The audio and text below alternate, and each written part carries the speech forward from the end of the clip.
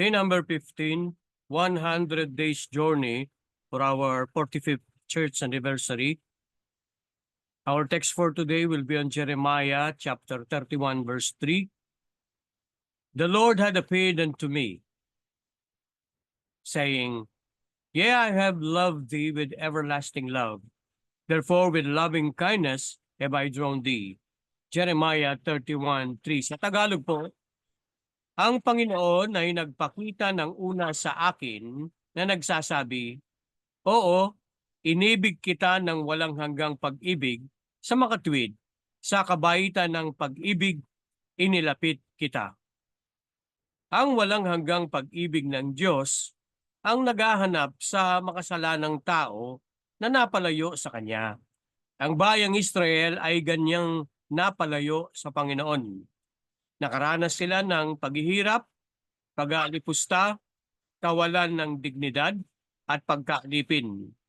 Ang propeta Jeremias ay tiniyak na ang walang hanggang pag-ibig ay kanyang pangako at ang kabaitan ng kanyang pag-ibig ang maglalapit sa kanya. Marami ka nang nakitang tao na para bang walang halaga ang kanilang mga buhay. Pilit na hinahanap ang kaligayahan sa mga pita ng laman at kaginhawaan ng pisikal na buhay. Kanilang hindi namamalayan na ang buhay sa mundo ay hiram lamang. May taglay silang lakas na nasasayang dahil ito'y hindi nagagamit sa mahusay na uri ng pamumuhay. May ilan na nawalan na nga ng sariling ulirat at kabaitan dahil sa kanilang kawalan ng pag-asa sa buhay.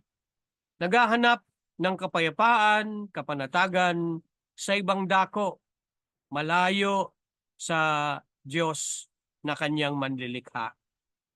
Ang katiyakan, ang Diyos ay nagsasabi, mahal ka niya ng walang hanggang pag-ibig.